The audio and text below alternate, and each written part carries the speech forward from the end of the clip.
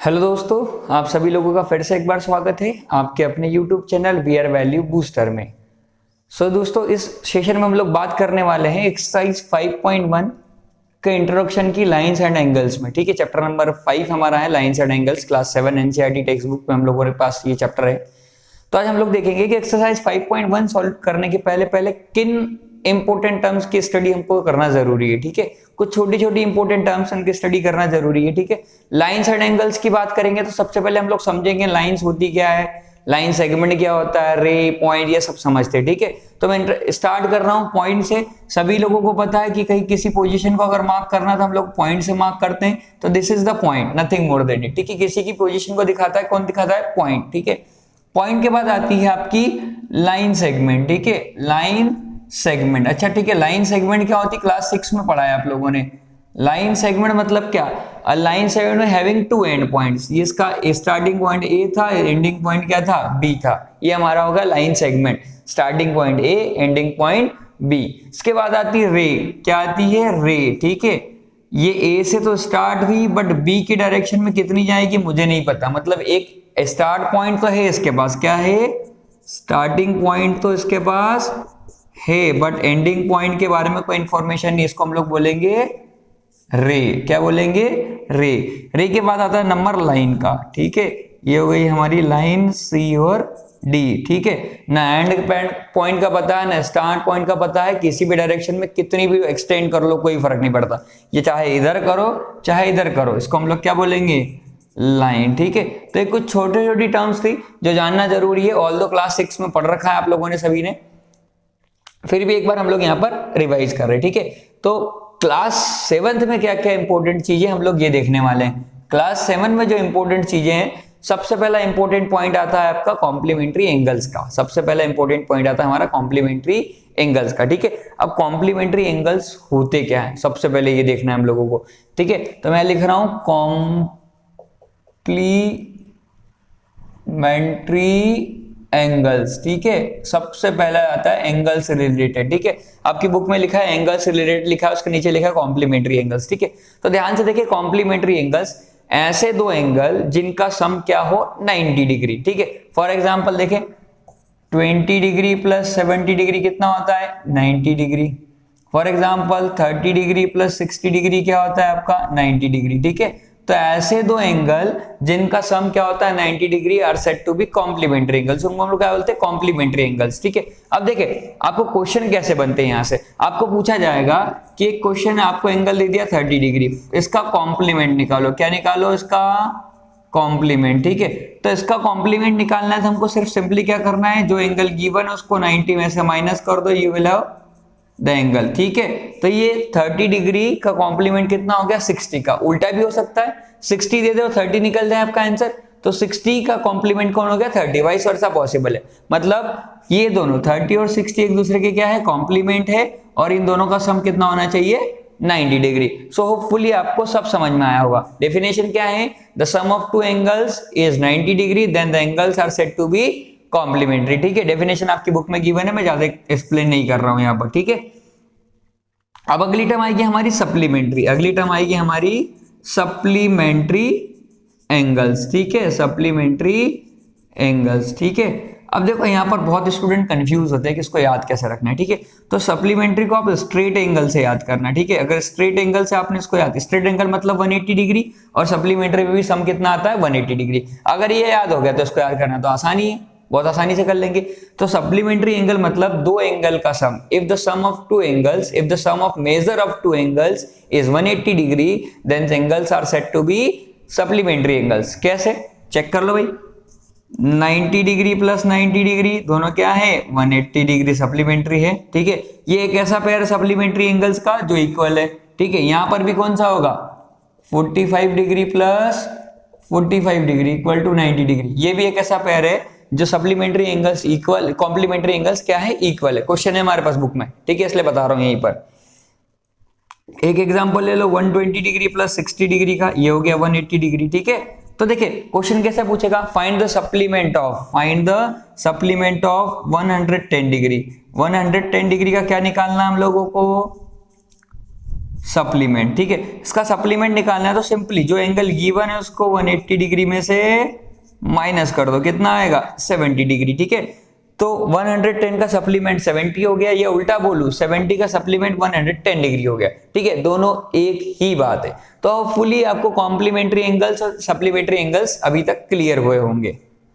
Complementary supplementary angles देखने के बाद हम लोग दोस्तों बात करेंगे एडजेसेंट एंगल्स की। ऑलरेडी मैंने प्रॉपर्टीज लिख रखी है आपके सामने, ठीक है। मैं एक्सप्लेन कर रहा हूं वन बाय वन। ये दोनों एंगल 1 और एंगल 2 एडजेसेंट एंगल होंगे, क्यों होंगे, ठीक है। पहली प्रॉपर्टी एडजेसेंट एंगल्स में क्या होनी चाहिए, ठीक है, they have a common vertex. देखो यहाँ पर दो एंगल, एंगल 1 और एंगल 2, ठीक है। एंगल 2 को अगर ध्यान से देखें तो ये एंगल 2 बना हुआ है, इसका वर्टेक्स कौन सा, ये वाला, और एंगल 1 का भी वर्टेक्स क्या है, ये है, ठीक है। तो एडजेसेंट एंगल अगर दो एंगल होंगे तो पहली प्रॉपर्टी क्या होगी उन दोनों में कि उनका वर्टेक्स क्या होगा, सेम होगा। तो एंगल 1 और 2 का वर्टेक्स सेम है, मतलब एडजेसेंट एंगल अभी हो सकते हैं, ठीक है। सेकंड प्रॉपर्टी देखें, they have a common arm. Criteria second, या प्रॉपर्टी सेकंड बोलेंगे, they have a common arm, ठीक है।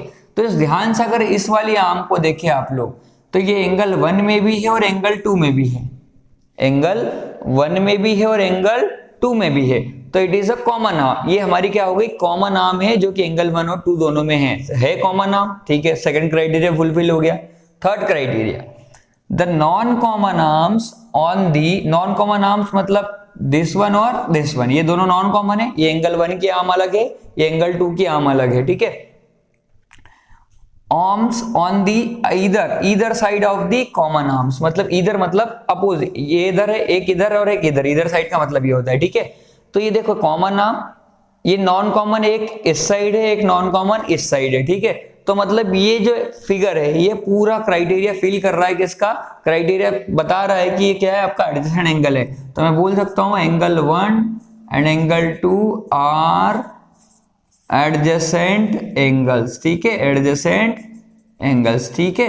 ध्यान से देखें, अब देखिए आपको बोलेगा सर एक आध एग्जांपल इसका बता दो, एक एग्जांपल देखते हैं, ठीक है। चलो एक एग्जांपल देखें, हम लोगों ने ये मान लो z बना दिया, ये एक एंगल यहां दे दिया, एक एंगल यहां दे दिया, ठीक है।